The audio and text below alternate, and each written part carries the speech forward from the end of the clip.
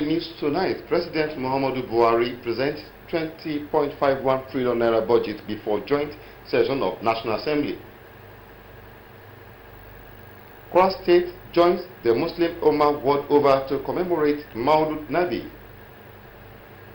Biada Bridge yearns for urgent government attention. Plus, tidbit from the world of entertainment and sports.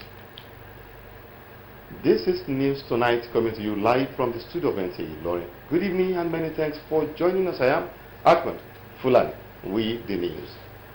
A 20.51 trillion naira budget of fiscal sustainability and transition is proposed for expenditure by the federal government for its services in 2023 fiscal year.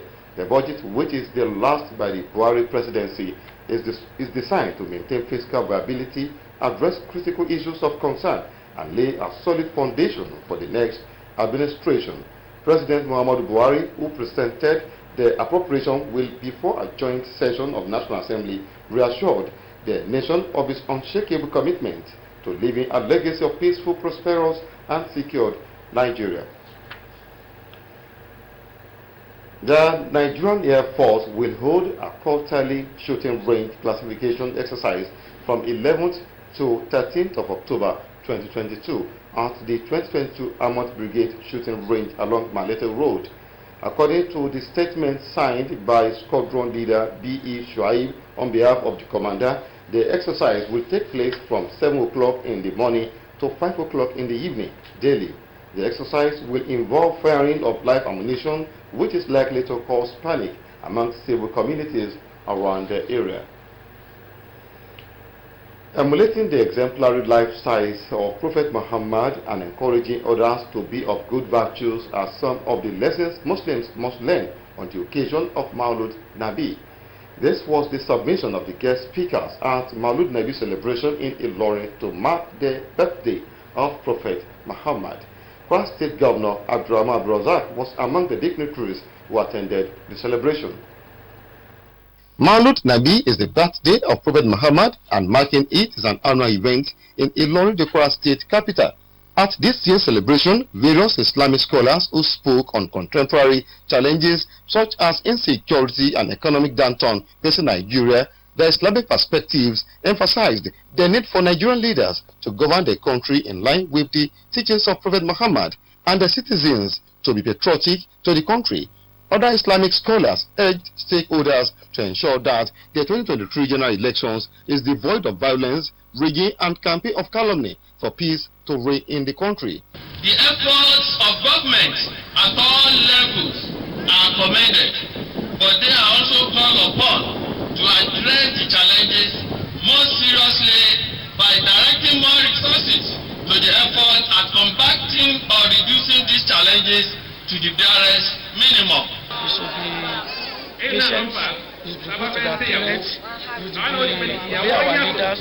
The Kwara State Governor Abdurrahman Abdulrazak, while rejoicing with the Muslim Ummah on the occasion, also reiterated his administration's commitment to ensuring that the dividends of democracy get to the nook and cranny of the state. The evils of kidnapping and drug abuse amongst others. As parents, guardians, and leaders in our own rights, let us examine what roles we play to tackle the serious challenges. The event was climaxed by march past of various Islamic schools in ILORIN. Representatives of the Emir of ILORIN and other traditional chiefs in the Emirate, Islamic scholars, students, and women groups were in attendance for the celebration.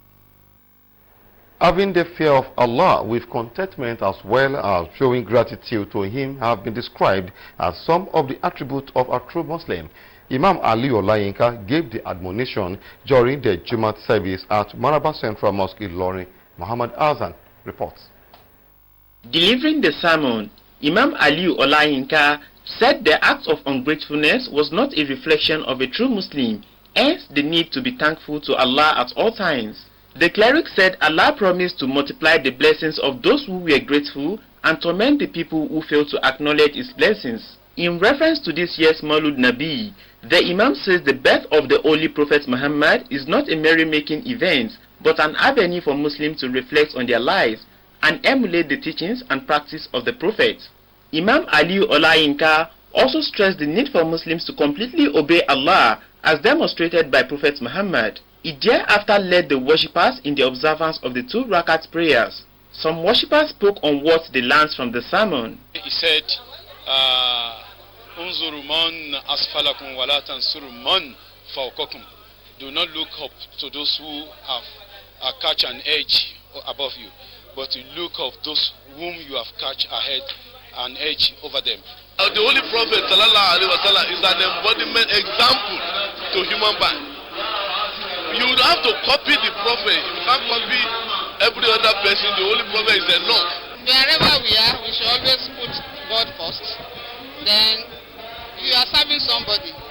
Be honest with that person. The Jumat prayer was well attended by Muslims from within Maraba area and its environs. Mohammed Azan, NTA News.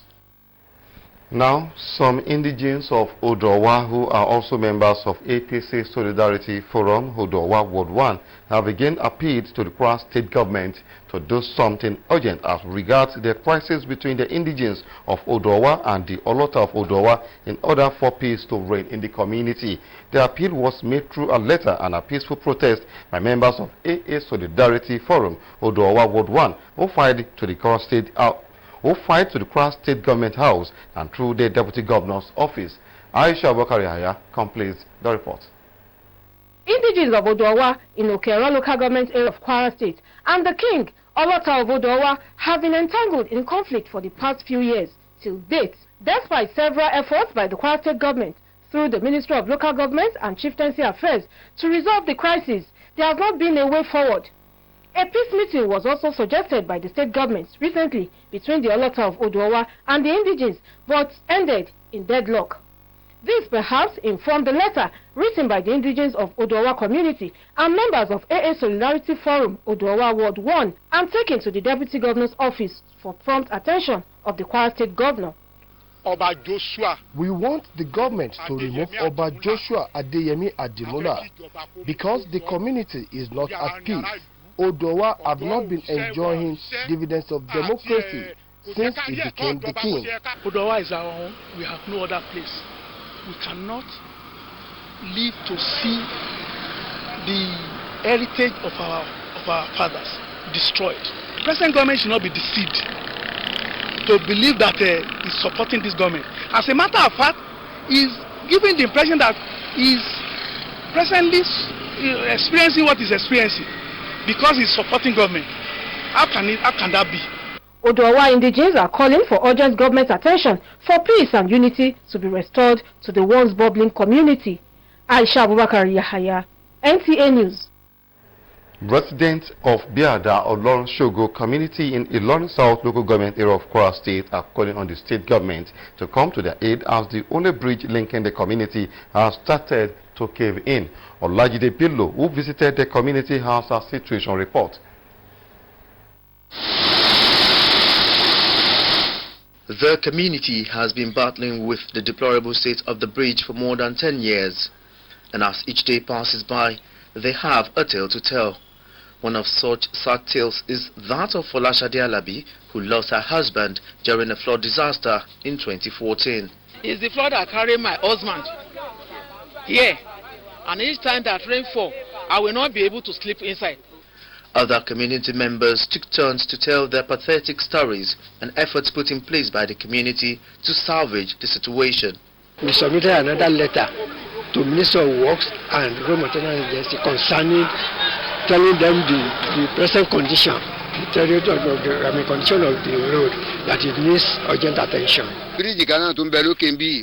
There is another collapsed bridge that is posing threat to the pupils of Biada LGEA Primary School. We are afraid. Nobody knows who can be the victim of this. That's why we are praying to government that this one is beyond our power. The issue of bridges caving in Ilorin metropolis is gradually becoming a recurring decimal. The first was Harmony Bridge, which claimed some lives. And now it is the turn of Biada community. Well, we'll head straight to the relevant authorities to know what action has been taken. We are trying to quickly get our people down. They've already gone down. They've assessed it. We look at what we'll do. This other location that links Gomo, Amoyo, Kilanko axis is also a death trap, as a pupil was almost drowned during the week. Every time when the rain falls, all our people, they don't have chance to pass, including all the teachers. We can't go this way to Afagarai. There's no way to Alonsogo. So we are already stranded. For there to be light at the end of the tunnel for Biada community, it will require a swift government attention towards averting the looming disaster. Olajide Bello, NTA News. The Nigerian entertainment industry has been thrown into mourning following the sudden demise of talent manager and PR specialist Steve Spotlight Osage. The report. The death has attracted condolences from personalities in the music industry who were colleagues of Steve. According to media influencer Tunde Ednott, Steve showed no symptoms of sickness and he simply passed on in his sleep in what comes as a shock to everyone who knew him. Gideon Okeke has advised women to praise their partners for remaining faithful in spite of the racy images they are exposed to on social media. According to him, men can't express the amount of temptations they face on a daily basis, and they should be applauded for staying chaste. Artist and producer Jay Martins has returned with a new project and 5-track EP he calls Love Me More. Jay Martins is one of the pioneers of Afrobeat artists working with other African acts. Raliat Ibrahim for Entertainment News. And on sport, the Super Eagles of Nigeria will play Costa Rica in an international friendly match scheduled to take place in November. Here is the rest of sport tidbits. In a statement confirmed by the Nigerian Football Federation, the 3-time African champions will play Costa Rica as part of the preparation for the AFCON qualifiers coming up early next year. They will also face 2016 European champions Portugal in another international friendly match. The Minister of Youth and Sport Development, Sunday Dare, has inaugurated the Musa Kida-led Nigeria Basketball Federation board at the Mashood Abiola National Stadium, Abuja. On behalf of the NBBF board, Kida expressed gratitude to the minister for resolving the crisis that plagued the federation for over 5 years. Meanwhile, Leicester City boss Brendan Rodgers stated that Super Eagles midfielder Wilfred Ndidi will miss Leicester City's next Premier League fixture due to a hamstring injury. Rodgers explained that Ndidi will be out in the next league fixture due to a hamstring injury sustained during the Super Eagles international break. And that has been our package for tonight. Many thanks for watching. I am Ahmed Fulani. Good evening.